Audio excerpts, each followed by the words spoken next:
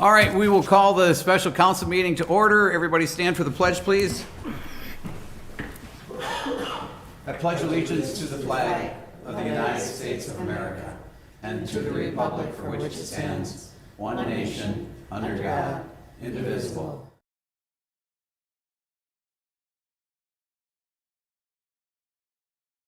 Here. Newton. Here. Kennedy. Here. Ruck. Here. Hall. Here. All right, just a quick announcement. I know everybody is aware of the shooting of Deputy Katie Lysing, I believe it's pronounced. Tragic event here in our community. And our thoughts, prayers certainly go out to the family, but also to her colleagues, the people at the Sheriff's Department, as well as her broader colleague, fraternity, sorority, I don't know what's the right word there, of the whole police community throughout the area. So having said that, it has come to my attention that there will be a live streaming of the funeral at the Hudson High School on Friday. We do not have a time yet, but please look, if you're interested, go to our website, and we will have a link up as well as the time. So once again, our sympathies to the family and the police community. It was just a tragic thing to have happened in our community. So we're here tonight for just one thing, and that is the CIP project prioritization. And we have an issue sheet that was sent out. I see Aaron already at the podium. I'm ready to go. All right, perfect. So I'm Erin McPhee-Anderson, the city engineer, and I'm here to present on city infrastructure prioritization. So the first thing on our agenda, I'm going to go through kind of infrastructure considerations, how we do pavement analysis, just general traffic and safety, utility analysis, bike and pedestrian needs in the city, some proposed improvements, and also funding. So the first thing, infrastructure considerations. So all of the things we think about when we are looking at prioritizing or choosing which project we would like to become a project and get funding for. We look at the pavement condition, which is something called a PACER rating, which I'll go over in a little bit. We evaluate the maintenance cycle of the roads. We look at the volume of traffic driving the roads. We look at the utilities, the age, condition, material size. We look at the sidewalks and trails, so our existing facilities as well as proposed improvements that are in the Hudson Bicycle and Pedestrian Master Plan, or also in the Safe Routes to School Plan. And safety, we look at just general public comments, concerns we received, and actual documented crashes. And then just being cognizant to balance projects throughout the different neighborhoods throughout the city. So not focusing all of our efforts in downtown or all of our efforts on, another part of the city, kind of trying to equalize all of the improvements throughout the city. So the first thing is PACER rating. So this is a rating that Wisconsin is specific to evaluating the existing pavement surface conditions. So the city actually documents every single city road every odd year. So 2021, 2023. There's guidance on what you consider a 1 versus what you consider a 10. And then it's all by visual inspection.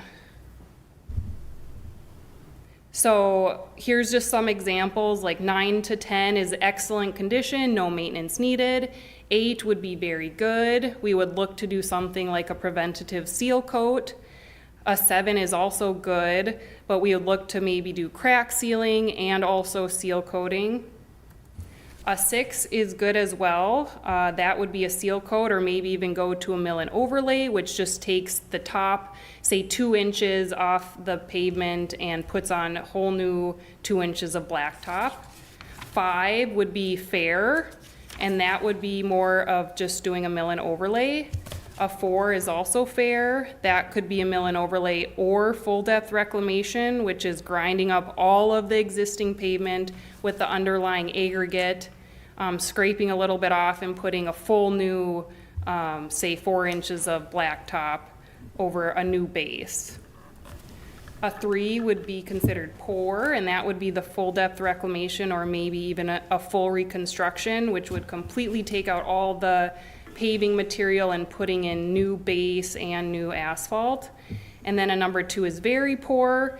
That would have to be reconstruction, and 1 is basically completely failed. That would absolutely have to be a reconstruction. So as far as our city goes right now, this data is based on the 2021 PACER ratings. We would look to do 2023 this fall, so we wouldn't have updated information until then. But overall, for all of our streets, we have an average of 5.02. And then the average of the major streets is a little higher, 5.66. The average PACER rating of the minor streets is a little less at 4.79.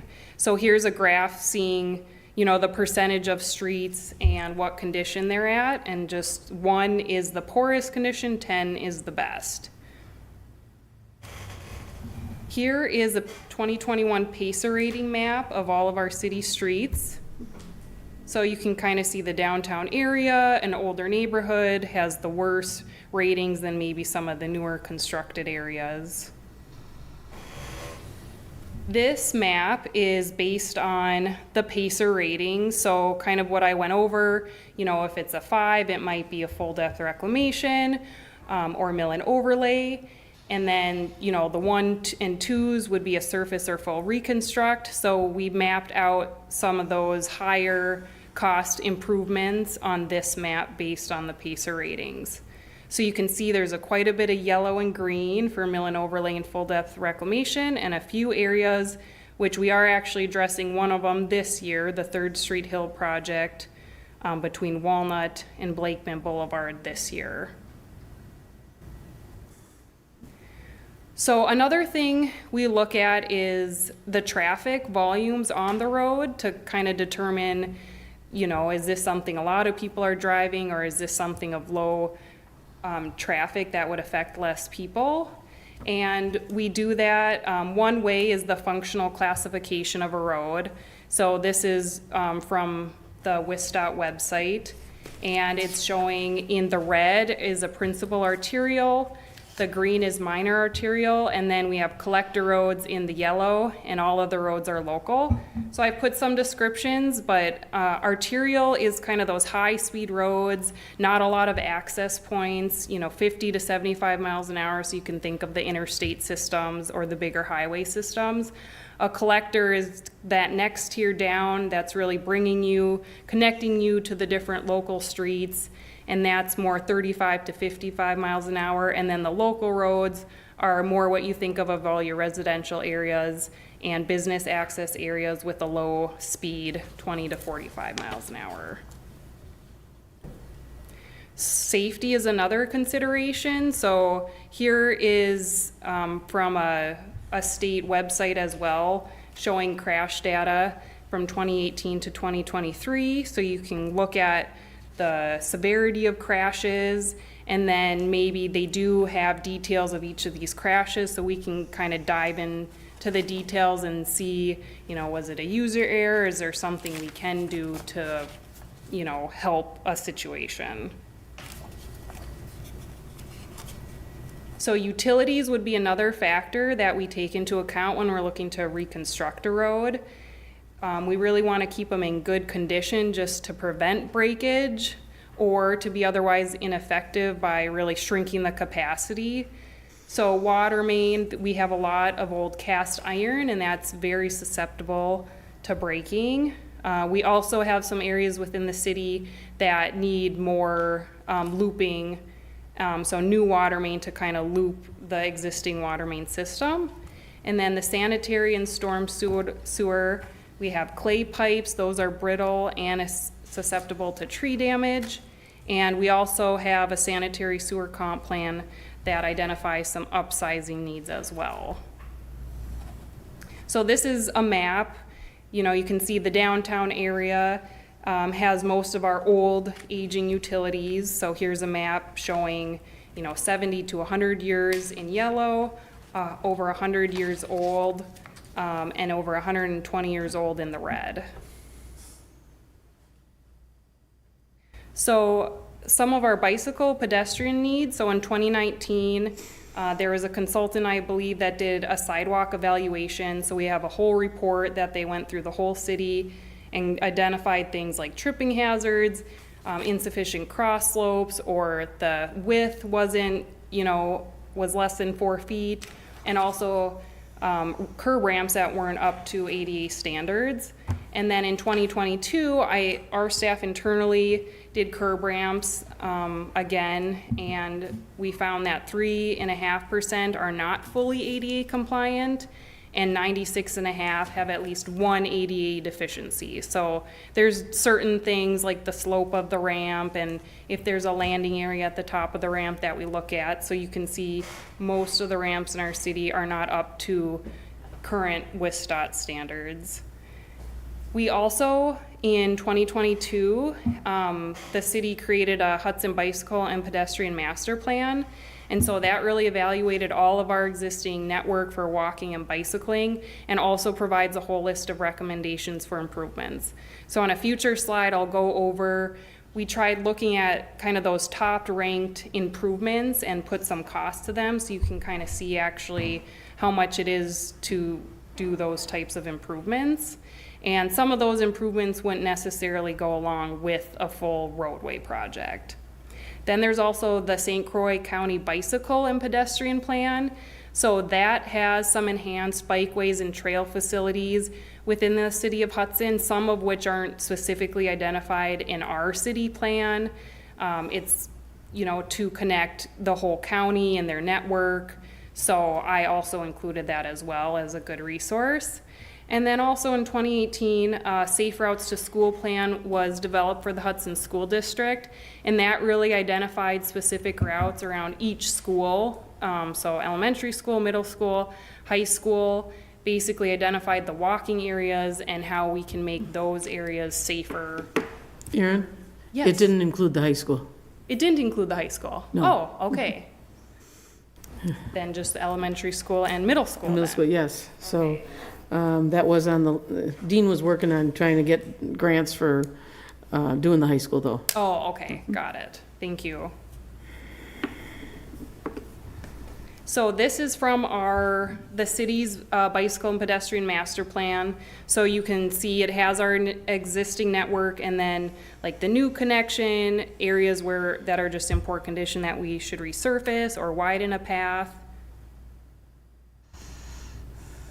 Then here's just some snippets from the Safe Routes to School plan. So it did find that most schools are located in areas that have no sidewalk or very few sidewalk. And there was they did a few surveys, that said 58% and 55% indicated sidewalks and pathways and safer intersections would help them feel more comfortable allowing their children to walk and bike to school. So this is a map that I wanted to put together to try to show everything in one spot. So this has listed out in the different colors our already approved CIP projects in 2024, 2025, 2026, and 2027. So those projects we have already approved through the council. I have, based on kind of all the factors we have discussed, plus a lot of projects that have come up from council members and from people in the public. In the red, I have kind of some other projects we could discuss that we feel like are also important. And then I also identified kind of those top priorities in the bike pedestrian plan. So you can kind of see the location of improvements. Is there a street that also has a bike ped on it? Things like that. And then we also listed the PACER rating, how old the utilities are, and the traffic volume. So you can kind of see all of that in one place. So the projects that you see in red we have listed in this table and yellow, well, actually all the projects are listed in this table. So the one on the left has our approved 2023 to 20, well, we just did 2024 to 2027 CIP projects. So you can see all the projects we've approved listed on the left side with their total costs that we have estimated. And these projects have already been bonded for, the 2024 projects specifically. The middle column shows, in no order, we didn't put any priority on them. All of the other projects we feel like kind of rise to the top of the list based on all of the things I have discussed. So I don't know if you want me to go through each one specifically, or if we go through the presentation fully and loop back to some of the projects, but we also have listed the bicycle and pedestrian projects. So I put the project ranking on the right side. It kind of skips some numbers because, like the number 1 project I think may have been on 11th Street and we're already addressing it. So some of the pedestrian plan projects we're already addressing, so I just didn't include those in this list. So that's kind of where there's a gap in the project ranking. You can kind of see our current approved funding at the bottom for 2023 and 2024 is the 2.15 million, and then we go up to 2.65 million, and then 2027 and beyond we have $3.5 million or $3,050,000. So some things that to consider with kind of our other projects is just, pedestrian needs, safety concerns, pacer rating, high volume of traffic. And our current annual funding for pedestrians, right now we have sidewalk and curb and gutter, trail maintenance and alley reconstruction each get $50,000 annually. So then here is a graph. I don't know, Aaron, could you go over this one a little bit more? Yep, so we actually talked about this when we approved the CIP in December, because we talked about that we're proposing increased debt, so we can slowly bring up the amount that we put into our streets. And then also we included in here the new public works facility for next year. And then also at the end of the 5-year term, the new public safety facility. So we did update this graph and these numbers with the actual bond amounts from that we just approved last meeting. So if you compare the two to what we actually talked about in December to now, you'll see probably, I think it's about maybe a little less than $100. I have to look. Somewhere between like $50 and $100 less of a tax impact each year, because we did come in at a better interest rate than we anticipated on those bonds. So, so basically this is nothing new other than just wanting to remind you that with our current plan and our increasing in funding, you do see that we do have that spike that comes up, basically until 2029, and then it sort of levels out and goes down. But also understand that when you get closer to 2029, there's going to be discussions about, are we going to increase our street fundings, annual street funding more or not?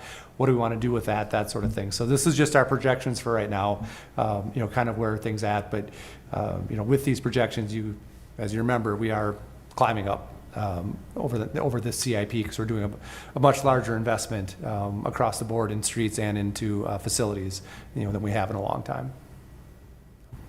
All right. Can I ask a question about the previous slide? This one? Yes.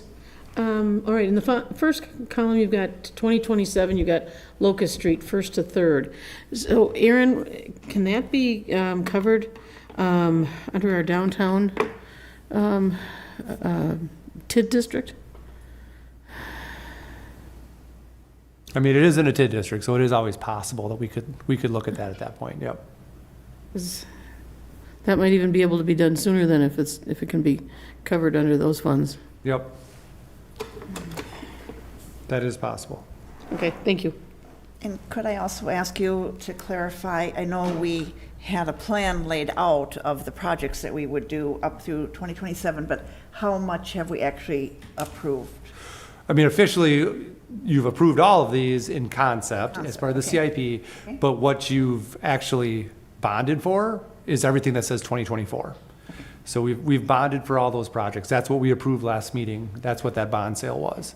So we've bonded for all those 2024 listed projects. So we do have the funding there. And again, recognize that this is, when you look at that number, it's actually higher than what the bond was, but we have some grants and stuff factored into this for some of these projects. So this isn't, it wasn't all paid for through bonding. There are some grants involved in this too. But basically, everything you see in 2024, we do have the funding in place to do. Anything beyond 2024, the funding's not there right now. Right. We'll And I discuss think that next if I round. can summarize the reason we're here tonight is because people wanted to talk about that list of what we would do forward. So, Yep. thank you. Anyway, just wanted to make sure I understood it right. Yeah, and just one last slide actually is just to discuss then our special assessment policy. So just as a reminder to everyone, so any street improvement is 100% assessed for any new local roads. The replacement between curb and gutter is not assessed. Original and replacement of driveways is 100% assessed. Sanitary and water main is 100% for new installation, and then replacement is not assessed. Curb and gutter is 100% for brand new, and then replacement is 50%. And then that's the same with sidewalk, 100% for new sidewalk is accessible to the adjoining properties. Replacement is only 50% assessed. And then I'll jump to the alleys. So the commercial alleys, new construction and all improvements are 100% assessed to the benefited properties. And for residential, 100% of new alleys are assessed. Full reconstruction is shared 50% with the city, and then 25 with the adjacent owners on each side of the alley. And then recently they made a change, so there are no assessments if it's just more of a mill and overlay or a reclaim versus a full reconstruction. Then the city does not assess for that. And then I will just highlight back to the sidewalks, since the 100% of new walks are assessed to property owners. I haven't been here for very long, but it does sound like city staff has kind of feels like they've hit some roadblocks implementing those just because of resident pushback, because 100% can really add up quite a bit for new concrete sidewalks. And that's actually the last slide I have. Just a comment on the sanitary and water main. It says 100% of new utilities are assessed.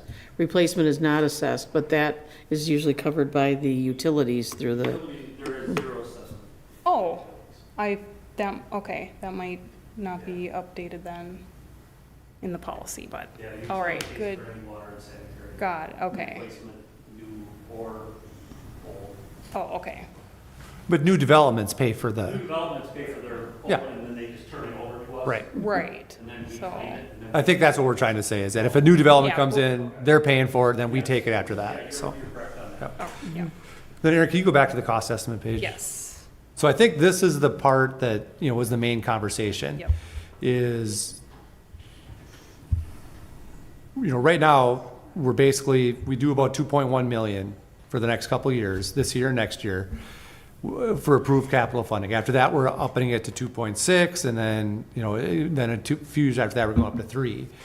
But then our issue is if you look in the middle, those other identified street, needs, most of these projects are more than we do for a full year in other projects. So, what we're trying to say is that we recognize the need for these, but if the council wants to do them, we have to do special bonding. Just understand that, we can do any of these projects. We have bonding, we have a bond capacity, but it doesn't count towards our levy limit, the actual bond payment. We have significant bond capacity available. We could, technically do every one of these projects if you wanted to, but then you have to recognize you have to pay for them. And as as you saw from the next chart, paying for them really drives up, what our annual debt levy is to our taxpayers. So, I think our biggest thing that we're looking for from staff is, you kind of see how we come about coming to these projects, but honestly, we make the projects we do fit within the amount of money we have right now. And now the council has approved a plan to step up how much we have every year for streets, and that's good, because I think it's obviously needed. We've talked about that, but there's still a lot of projects that are outside of that.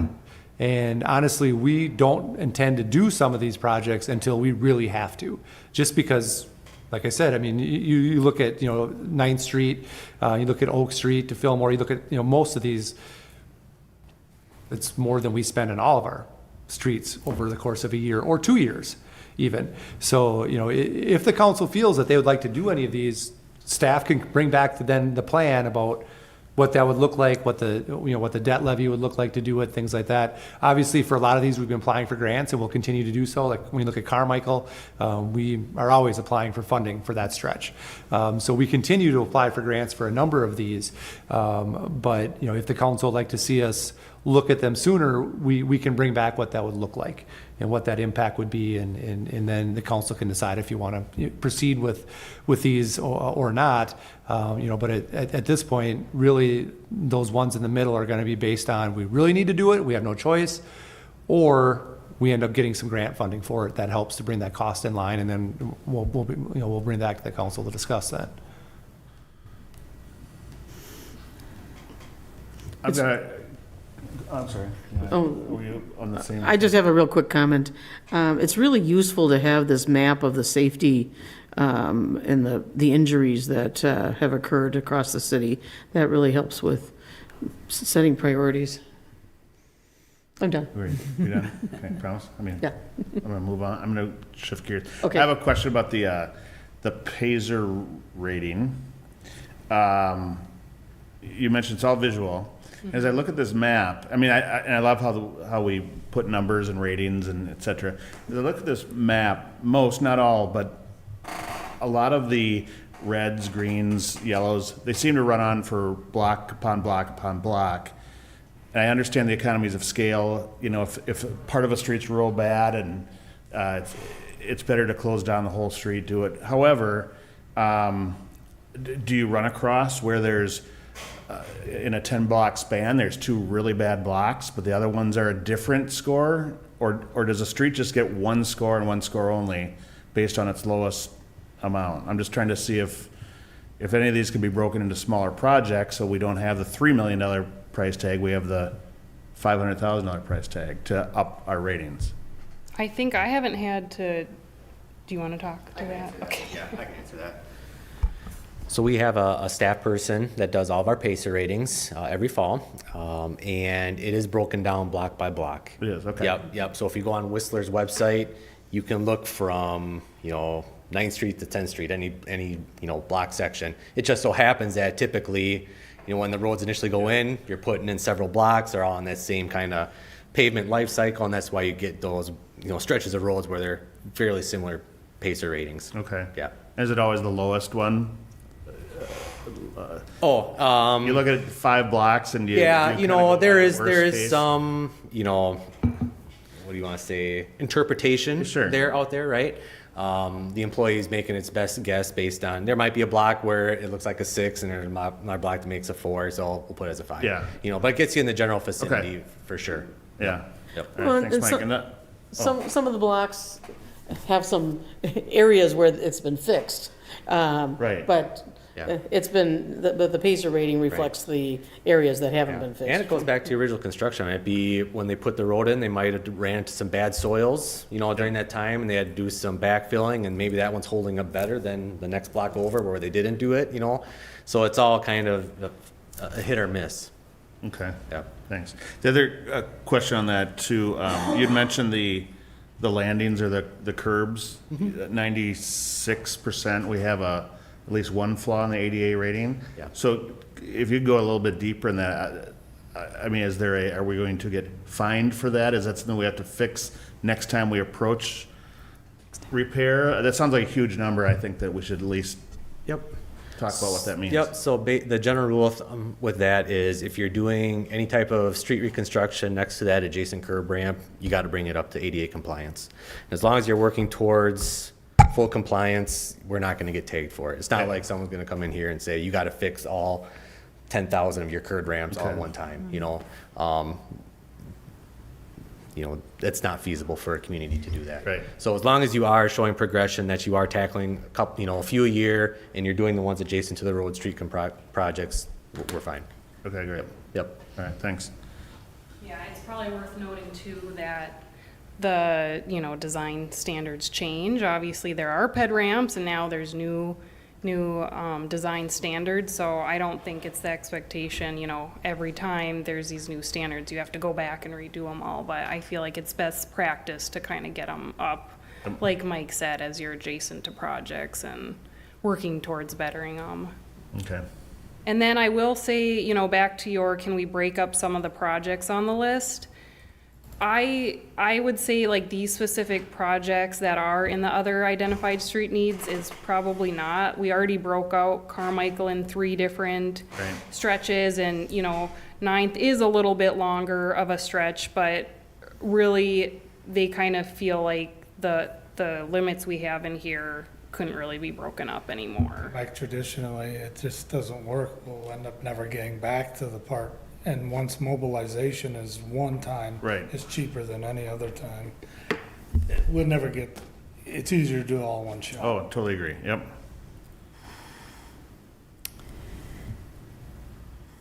So when we say on some of these ones that are in the other identified street needs, we wait until we don't have to, and we don't have a choice, are those things like water mains breaking? I mean, It's a what's the no combination, it could be a choice? combination of anything. That pacer rating gets to that point where, we just need to do it, we have to address it. There could be a water main, sewer line, who knows, something underneath breaks that we need to make the improvement to. So then we'll just, do the project, or hopefully we get funding.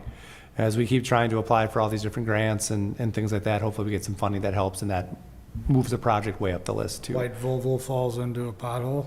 Yeah. So it does kind of depend. I mean, but any one of those things, yes, could help to move it forward more. And it's like Mike said, we basically evaluate our roads every year. So, as we talked about, yes, the 2024 projects are basically set because we've bonded for them, but anything out of that could change. So when you look at 2025, 2026, 2027, some of those ones in the middle could move to that active list. We might move some over, we might move some of that active list back, just because the priorities might change and we may have to do that. But like I said, the hard part with some of them is that they're more than what we do for the full year anyways. So when we come to that point, we're gonna have to, talk about, when we talk about, 9th Street, whenever we decide to do that project, it's gonna be probably, an additional bonded project because it's so big, unless we get funding for it somehow, which would, hopefully bring it better in line. Let me ask, here's, how do we now, going forward, this is nice. Going forward, perception's reality. Our constituents are calling us, hammering us, emailing us about a road. I'll just say a road, not a color road. Blue tonight, I noticed. Orange Street. What's the process do you want us to go about? I mean, we have to deal with our constituents, which is our Well, job. I mean, But where are we going with, how do we prioritize? Do we each get a special project ranking? Do we go off of strictly the numbers? Because our constituents are not gonna understand a pace of rating or this, that, or the other logical engineering, no, not hurting you, but an engineering perspective of this. well, my recommendation is that you do tell your citizens that this is what we do. They may not understand it, but the reality is that we do definitely try to base it off the needs that we have.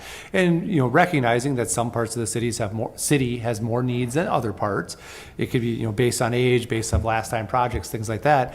We do, as Aaron talked about, we do try to take a look at if there's similar projects of need to make sure that, well, if we did one in this area, just in the last few years, and we have 2 projects that are similar, one in this area, one over here that we haven't, we will go with that one to help try to make sure that we are hitting more, a broad sense of the community are getting projects.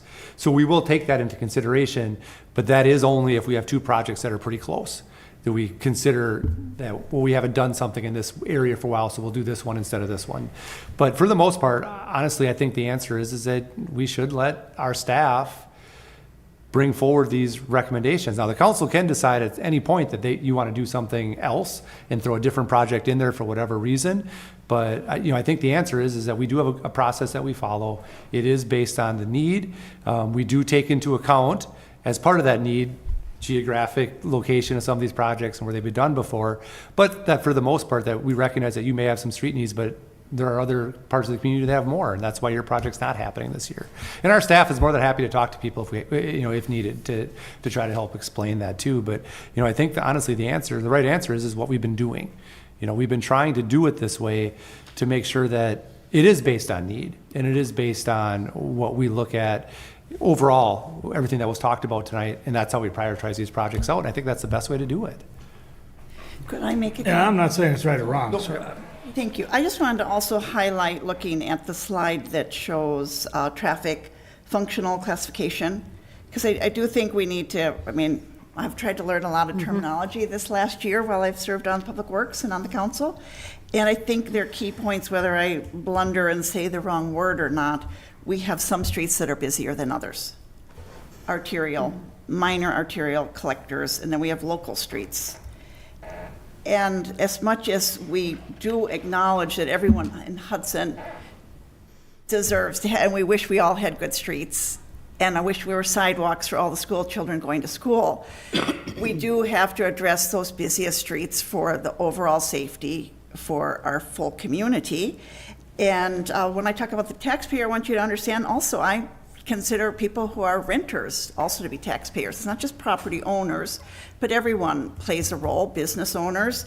But we do have to look at that and say, well, where are our busiest streets and are we taking care of them? They may be the ones that need modification, a turn lane, different things like that. But that certainly plays a role. So yes, there are some local streets, what you'd call a local street, just a neighborhood where pretty much only those local residents drive there, that are in tough shape. They very much are. And that's difficult. We hope we can continue to address them as time goes forward. I just wanted to put that comment out there. Thank you. I'd like to build on that, because you mentioned things, about the arterials and collectors and local. It would really be nice to have the PACER ratings with an overlay of the traffic numbers or the functional classification map, so that we'd have a visual of all of that, and then be able to put the accidents on top of that, so that we be able to look at all of that at the same time. Erin's shaking her head. And I She do knows what think I'm talking our staff does that. They are our subject matter experts. They're the ones that look at that, study it, analyze, watch the trends. And yes, we should have this kind of meeting so we understand and share ideas with each other. But as Erin was saying, I second that. We need to accept and follow their input, because that's what they're here for. Can I ask a question on shared roads, like Old Highway 35, and even though they're not part, how do we approach that if that were a road that needed, does it have to be an agreed upon PACER rating between the town and the city? And is it 50-50 or is it? Yeah, there are agreements in place for shared roads, Old Highway 35, Tower Road. Carmichael Road. And in each agreement, it specifies those procedures on maintenance. In fact, we just got an invoice from the county to spray patch Old Highway 35. It was about $4,200. So we share that cost with the township, and that's kind of typically how it's done. And I would assume, Mike Johnson, that road reconstruction would be a similar agreement where it'd be a shared cost. It's 50-50? I would, yeah, I Okay. believe so, yep, without looking at them. Thank you. So a couple things to bring up, Randy, to answer your question. Obviously, when residents call in, and I get phone calls all the time too about streets, the hard part about it is timing, right? People want their road done, they want it done right now. Yeah. A couple things working against us, obviously, is time. It takes time to design it, bid it out, go through the process of construction. Second is just the funding availability. The way that our city is set up on a biannual or every 2-year bonding cycle, people have to wait for 2 years for us to even consider addressing it. Well, a lot of people don't like that answer, right? And so here we're kind of stuck. Let's just say for Orange Street, if I got a call tomorrow, I want Orange Street fixed. Well, it's like, A, you're not in 2023 or 2024. B, it's a local street. It doesn't meet the average daily traffic and there's not a lot of safety concerns, and then they get all upset. So obviously there's a lot of factors that go into it when residents call, and they don't understand that, right? They don't understand. But since my time here, I've been here almost 5 years now, my goal has been to keep our arterial and collector streets in the best condition possible, because they do see the most traffic. And if we were to let them go, my voicemail or inbox would be flooded with more phone calls, right? And so if you look, you look at this map, obviously Second Street, we've done portions of Vine Street, Wisconsin Street, Grandview Drive, we're addressing 11th Street, we just seal coated Cooley, Hagan Street, we redid Milton Overlay Industrial, we did a seal coat on hand. So I mean, that's my mentality. Obviously everybody has a different approach, and we're trying to sprinkle in small nuggets here and there. Green Street, for example. Someone had to bring it up. I didn't say it. And so that's kind of what we're looking at, and like what Aaron had said about applying for grants for other streets for consideration. We applied for grants for Carmichael North, for Oak Street, so on and so forth. We'll continue to do that, and when we are successful, then we'll try to plug it in, so on and so forth. Now, that doesn't answer your question, Randy, about what do we do about the people that call in and want their street done here. I don't know the answer to that. Unless we do special bond, and you can't pigeonhole yourself to obviously fund roads when one or two people call in. That's not good government, right? In all fairness, 9th Street has been on the radar for, I don't know how long. Right. And it hasn't been addressed. Right. Not only just for reconstruction, but safety and, signs like, Yeah. so how come that's never prior? That sign kind of like, Yeah. is that an arterial, you think, or no? It's considered a minor arterial. Well, let's stop and look at the dollar amount, Randy, but while we're at it. it's the dollar amount. We're a right? workshop here, let's go to that screen. What is it gonna cost to do 9th Street? Oh, gosh, sorry. Well, only 3 years of our budget. One more, there we go. Yeah, There you go, that's the reason. about $5.5 Was million. it? Oh, Yeah. Mike, could you go back to that other slide that you were just on with the identifying the streets, The traffic street? the traffic, Okay. the arterial, who's driving the show? Right? Raz has got it. I got it. Oh, no, I'm just doing my own screen here, sorry. Why are we identifying streets in North Hudson? What is that about? This is just a general map, from the state, so we didn't put it together, so Okay. they Right. just. I knew that we had, like Cratley, we have shared, we own property out there. I just wasn't sure if Good point. they were there because we might have some That's a good type of point, agreement Mayor. with them as well. Yeah. We're not doing any work in North Hudson. well, can we back up to Joy's Yeah. point? Okay, we identified 9th Street, 5.5 million. Sure. Where do we, when? I mean, at some point, we have to bite the bullet. Where and when do we decide, and what gets neglected? Is that what, kind of the basis of the I mean, question? it'll be a major project unless we got a really big grant. I don't know, I know our engineers have applied for various grants that are available, some of them like safe access to school, things like that. There's different sort of slots where certain streets fit in better and are more likely to be awarded, but as you well know, Randy, Hudson doesn't always win those grants. Did 9th Street is that in the Hudson School District plan? No, you didn't do the high school. We didn't do the high school. No, we didn't do that. Safe routes. But I mean, that's a decision, I don't know, that's a question, when do we bond for that? Because we'll have to bond for I mean, it. because we can't just keep pushing these projects down, and I know, I get it. But we gotta have to start ticking these off at some point. Well, how are we gonna get 39 million to do these? I mean, I look at this list of other identified street needs. Did you bring a checkbook? Oh, yeah. I'll write a check right away. Less than 120. And, but this list of other identified street needs in no particular order, each of these is a very expensive project, and then 39 million, but they all need to be done.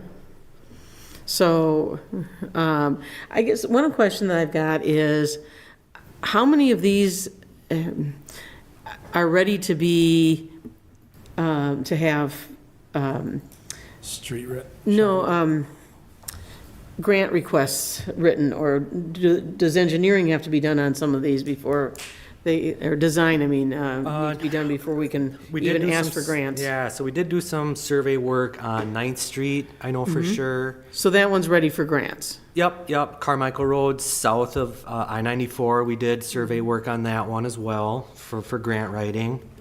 I believe those are the only two on the other list.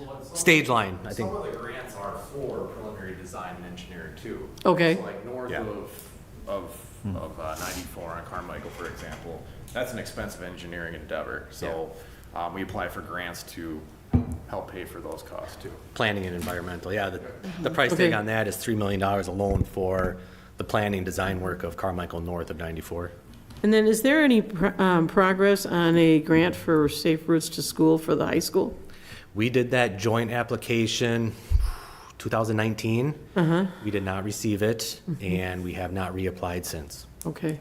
To my knowledge, the city has not been involved in any further applications. Because that's really important, especially, I mean, Yeah, and we had identified the roads behind the high school are in horrible shape. Yeah, we identified some pedestrian refuge on Vine Street, some work over by Middle and around EP Rock Elementary, I believe. That's what the work was identified for. Yeah.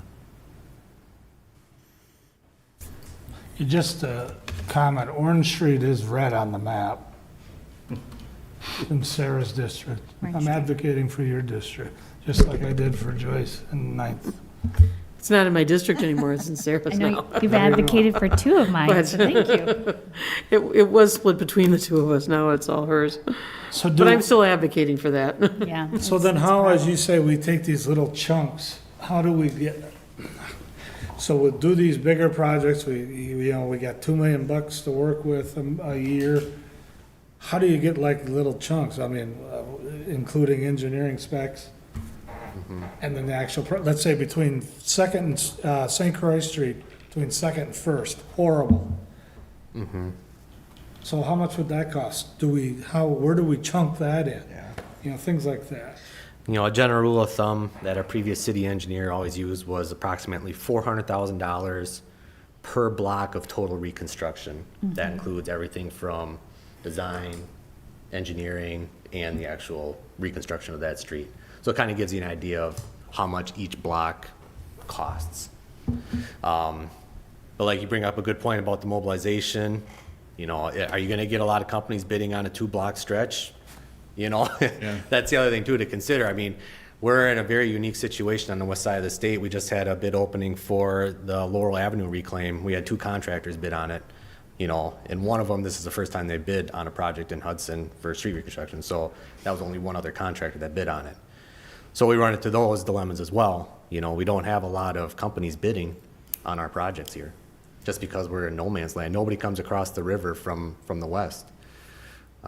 That's also a hindrance to Hudson. Well, is it the size of the projects too, I just think it's travel time. I mean, a lot of the larger companies that bid on our projects previously, A1, they're out of Bloomer, Haas, they're out of Eau Claire, Pember, they're a little closer, but they're not as big.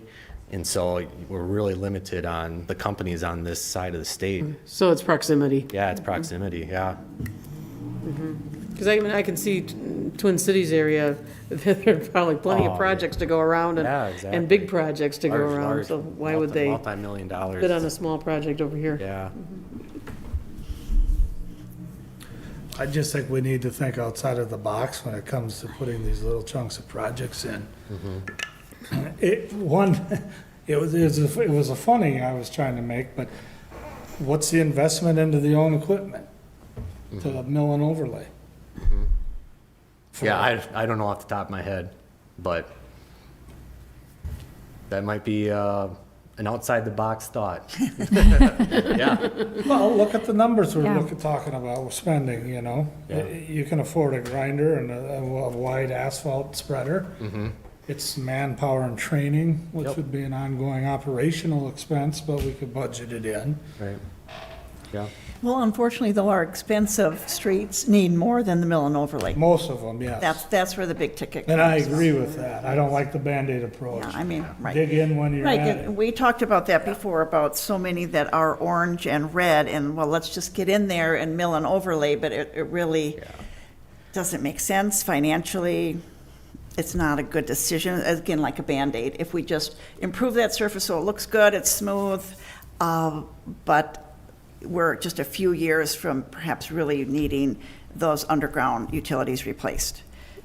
Because if we do keep waiting on something like the 9th Street project and we get into that huge issue where a water main breaks or there's some kind of sewer issue, then what will that cost look like? There already was kind of a sewer issue up that way.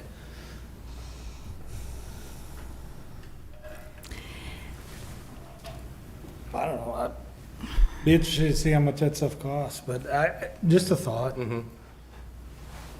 Kip, since you're here tonight, thank you.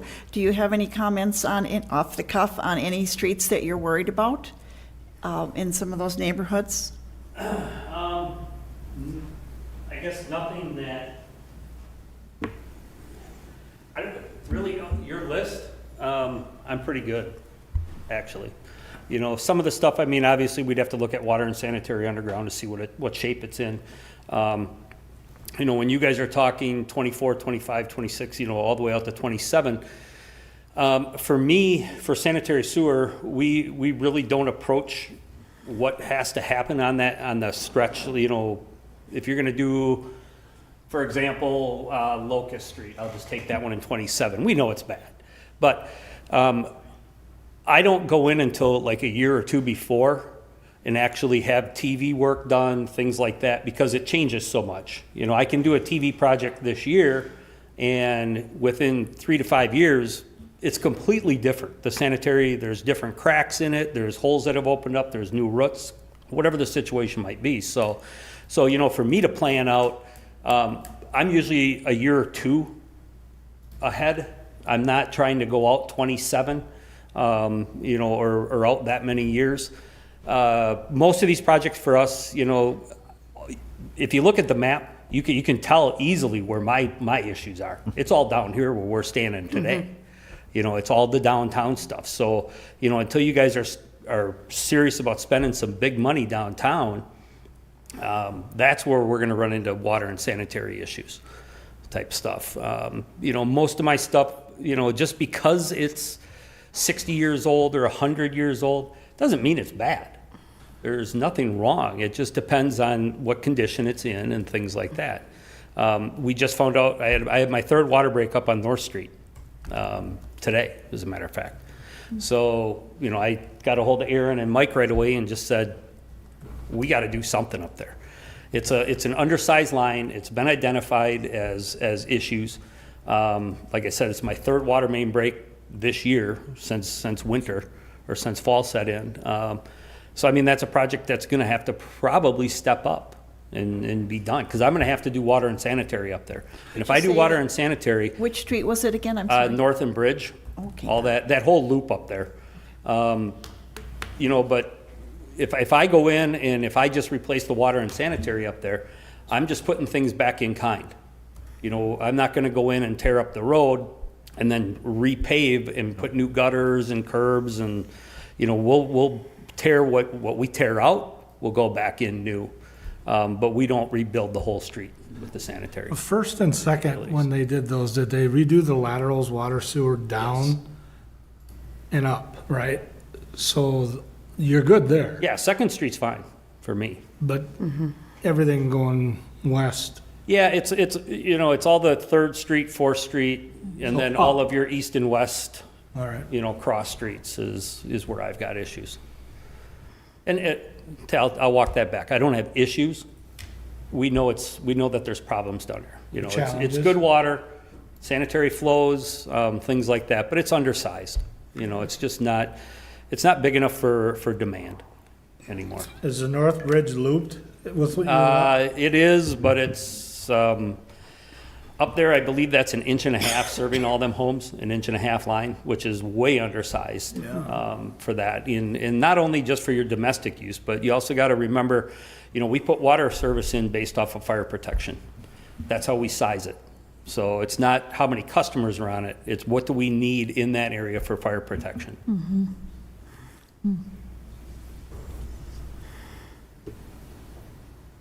Sorry, I can't help you. decide what to do, you know.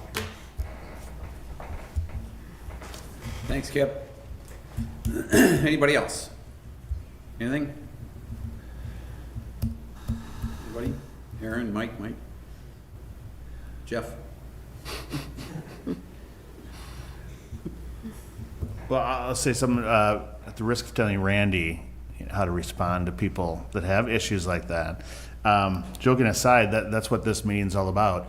It displays that while we're all kind of scratching our heads going, nothing works in a bubble here. You touch one thing and it affects 17 other things. So I think our staff has done a great job, doing all this rating and looking for grants, things like that. But it's not an easy thing. Just because someone has a bad road in front of their house, we all live in Hudson. We're all in this together. So not an answer, but it's have them watch this video of this, have them look through this, and see what every other citizen in the city is going through too. So. Aaron, if we did decide we wanted to bond and increase it, what all do you need from us so that you could get us a sense on what that implication would be? Well, you just have to identify the projects. Which one would you like to see more information on, and we can run the additional debt service numbers on it, and kind of bring that back and say here's what it would look like to do. Here's how that impact would change when you look at the page 20 there, the current CIP funding and the things like that. We could do that update then, including the 9th Street project or whatever it might be, and then you can see what that impact would look like. And that would probably start in the Public Works Committee. They would I would kind say of go so. there. Yeah. And for those minor arterial roads, mainly the one I am thinking about is 9th Street, which is in rough shape.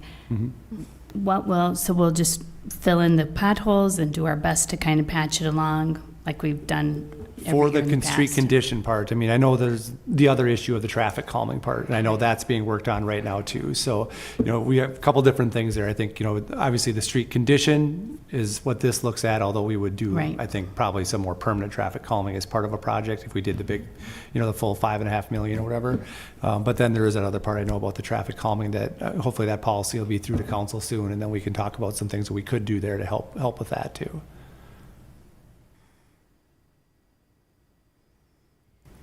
And is there a ruling that we can only do the bonding every other year, or is that just a principle that our cities? We've just followed that. Now, what you do know is that you need to keep it really under $10 million per year. If you start doing over 10, it gets to be much more expensive. So, we've always followed that 2-year bonding cycle. And, it doesn't mean that we have to do it that way. And, for example, with the Public Works facility, because of that $10 million cap, we'll actually do a bonding cycle next year too, because the Public Works facility is, the $9 million by itself sort of thing. And that's So- not included in the current, because we have not bonded for it yet. No, but it is in the CIP. So when you look at those numbers, it's This is factored in there. Thank you. It's factored in there, but we haven't actually bonded for it yet, sort of thing. So basically what you want to think about is that you don't want to bond more than $10 million a year. Anything above that starts getting very expensive. So that's kind of the regular goal. But yeah, technically we could bond every year if we wanted to.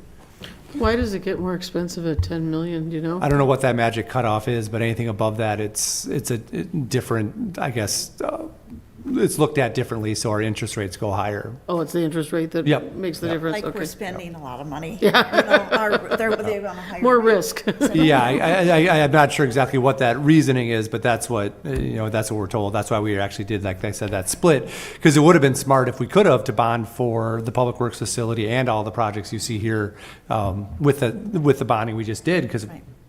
we had very good interest rates on it. And I don't know for sure next year where those rates will be, but because of that $10 million cap, we had to split the two up. So, all right, if you look at the chart, the current CIP funding with all that multicolored chart with all the bonding and information on there, how much is each What's the debt levy or the amount of property taxes that, so normalized to like, I don't know, $250,000 home or something like that? How much does that increase the taxes on that? So, for example, all right, so right now, we've just got the blue area there. How much is that of a typical property owner's tax bill? Okay, so you're looking at the chart that's up on the screen, and you're saying that Yes. blue baseline right now, which is our current debt levy, what is that percentage of their tax bill? No, just, okay, so if you have a $250,000 home, how much is that adding to the property tax bill? Or what part of the tax? Well, I mean, if you look at, say, just 2022, because that doesn't include any of the new debt, on a $400,000 house, that's $406. So Okay. think of your tax bill on a $400,000 house in the city of Hudson. You're probably looking at $5,000 some dollars, $4,000, Okay. roughly somewhere in there. So of that, let's just say $4,000, 400 of that is for the debt, is for that debt levy. Okay, 406 on a $400,000 house. Yep. But that's just for the additional debt levy. That's the Just Right. first column. Right, so it's about $100 per 100,000 in tax or property tax value or assessed value. Okay, so then we're projecting that in 2029, we're gonna have about double that. $489. Yeah.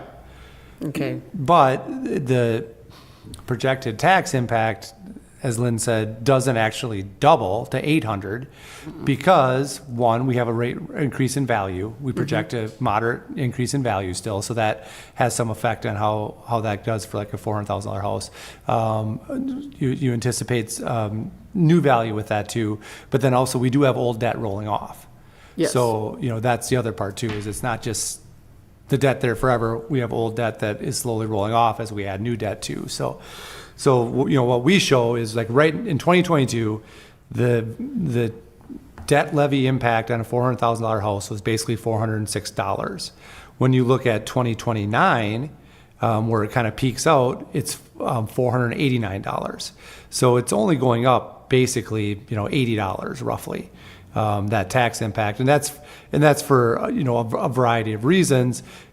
Old debt rolling off, increased value, in the city, things like that. So your actual, impact is there, but also that $400,000 house isn't worth $400,000 anymore in 2029. It's probably worth 500 and some thousand. So you have all those factors in there. But if you're trying to keep everything the same, that's, that's the hard part, is it doesn't just, even though we're doubling, it doesn't mean that all of a sudden it's $800 of tax impact. Now, it could be if you're actually looking at a real $400,000 house, you will see that number probably a little different because your value is going up. Your value in that property is going to go up over the next 7 years too. So you'll see that number fluctuate a little bit. Am I wrong to assume that you do not have the public works or safety buildings in this? No, it's in there. Both are in there. That's why it's so high. Okay. If those two weren't in there, you'd see a much more level projection. Now, obviously, you'd have some increases in there because we're talking about raising the funding for streets more. But in that graph, that definitely includes the new public works and new public safety facility. There's one other consideration also, if you're thinking about bonding more, is that inflation hopefully will be under control here pretty soon. Interest rates are projected to fall in the not too distant, but I think by the end of the year. And hopefully, if inflation is in check, interest rates will continue to fall. And I presume we have a call feature in the bonding that we've done, which means that we can call those bonds in that were issued at a higher interest rate. We can call them after a specified period of time and reissue that debt at a lower interest rate. So to keep that in mind, in the back of your mind, if you're thinking about bonding more than what's projected here right now, that we would probably want to wait to see what's going to happen with interest rates.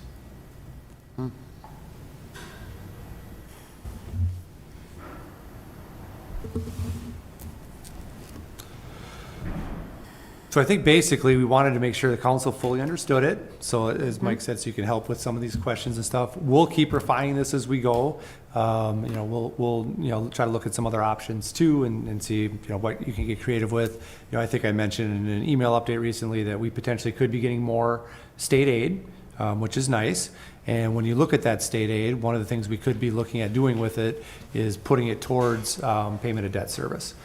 Something like that. So could we do a project and use that then to try to help pay for that something? That's an option with that, potentially for that funding, because there are some strings tied to it, including one of them being, use of infrastructure is definitely allowable as part of that. So we'll look at these options as, as new things come up. We can hopefully maybe even look at doing maybe one of these bigger projects using the new revenue that we had that we didn't have before, those sort of things. So Real quick, we'll see. would it be in our best interest to hire a grant writer specifically?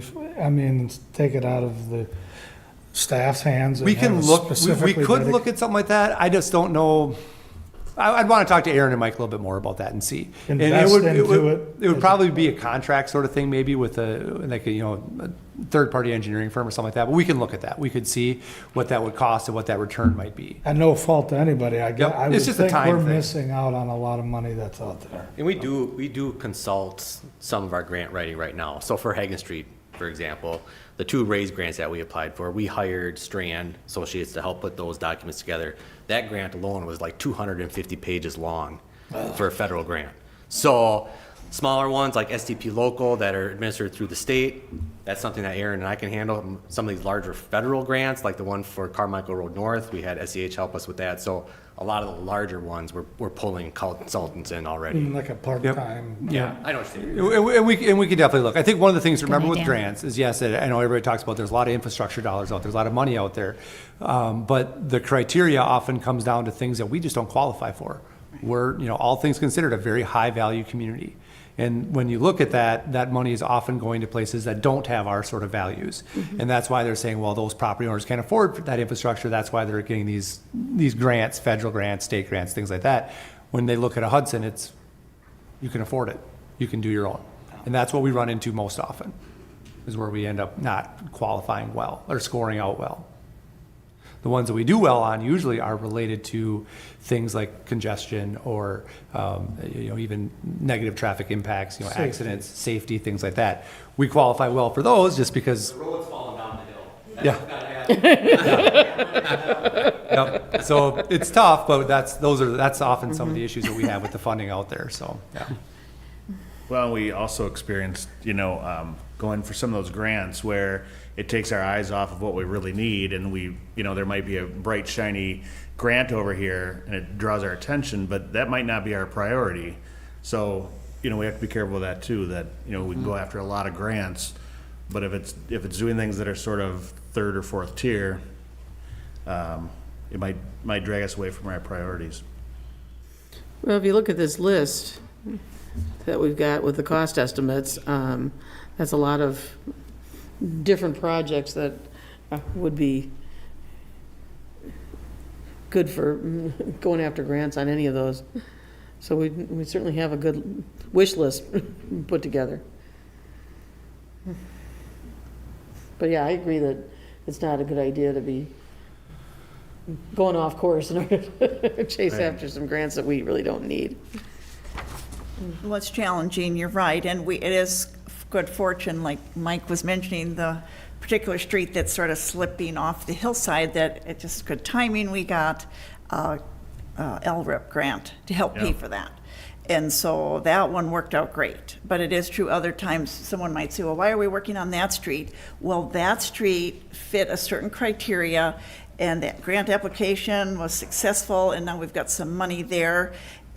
I believe, 11th Street from Wisconsin down to Cooley is going to be designed this year and have a major reconstruction, some improvement for safety with actual sidewalk put in on that. Of course, yes, you know, that's an important access point to elementary school, EP Rock, and lots of also connectivity for people who, we talk about Hagan Street Bridge being safe. Well, that's how people get to Hagan Street Bridge, is down that section of 11th Street. Well, that also happens to be one, so that's definitely a high need area. And we do have a grant awarded for that. So that, there are some certainly times when they fit just great, but there are other times, yes, we just have a lot of needs in general, but it is hard to find sometimes the funding of what we really feel this year is the worst street in town. It's hard to deal with.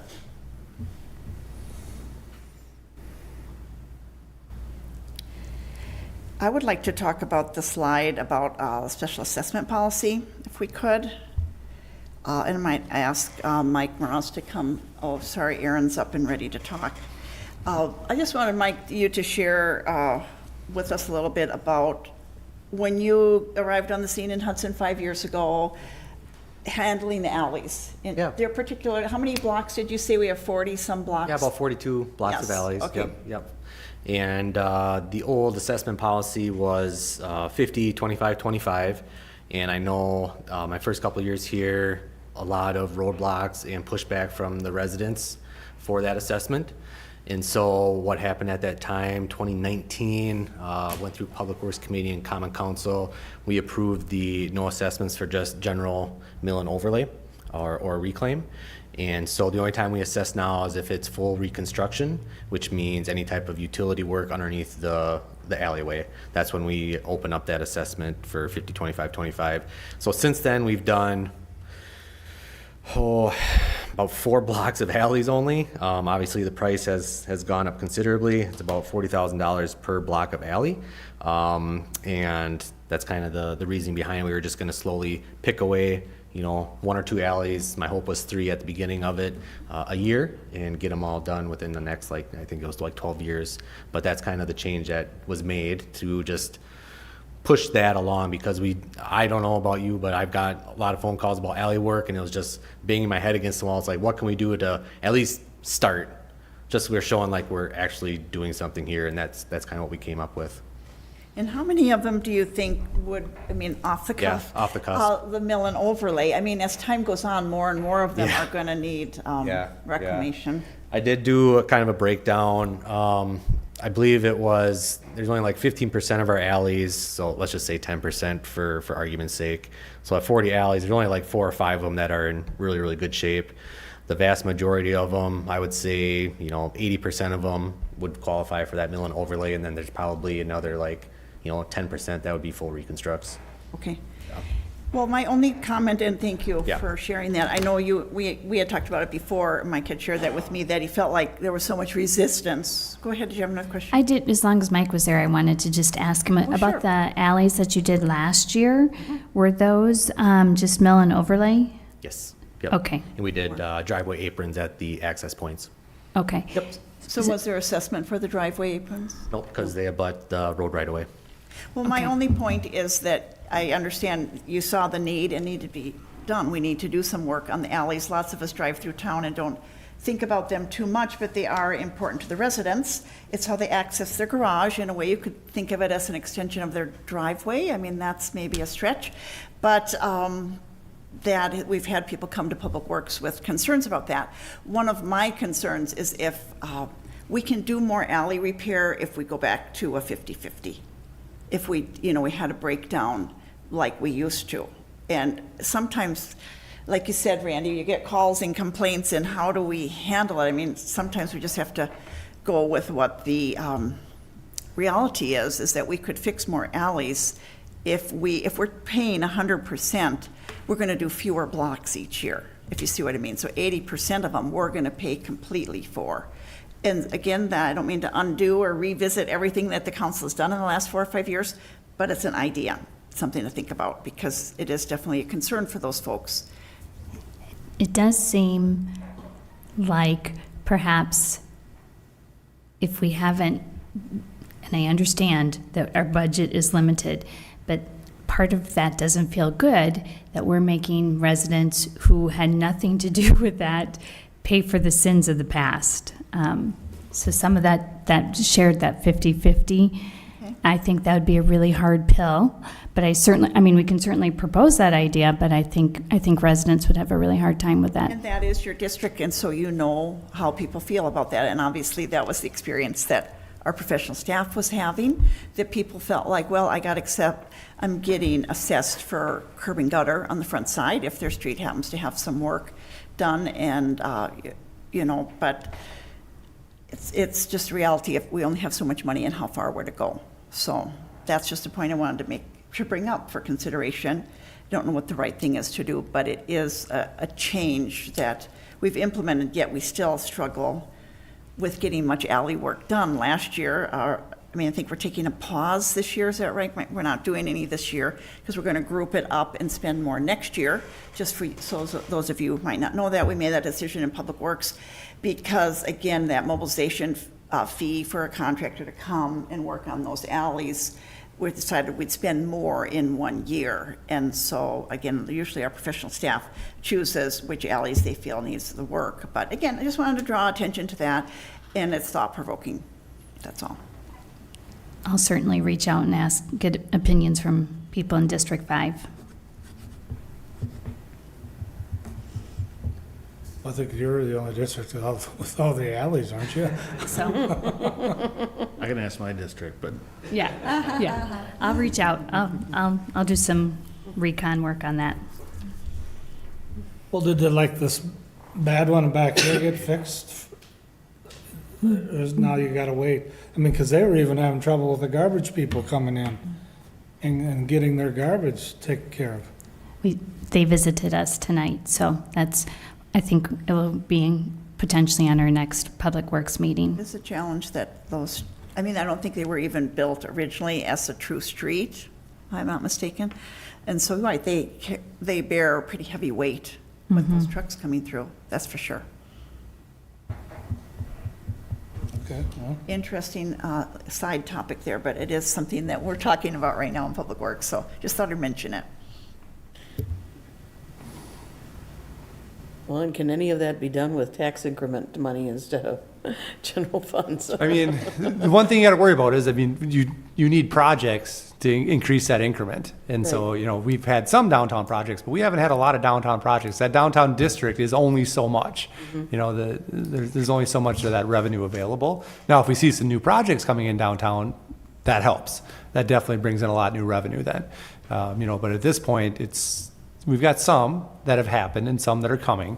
But yeah, it's not an infinite amount of money.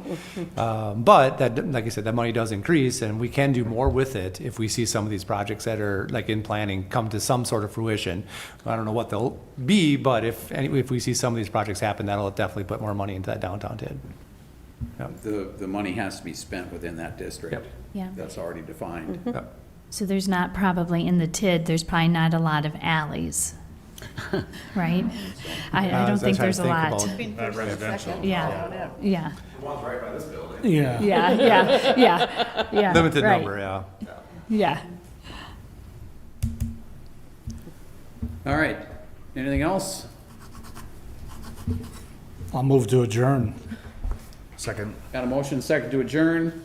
All those in favor? Aye. Opposed? Motion's approved, we stand adjourned. Thanks, everybody. Thank you for that.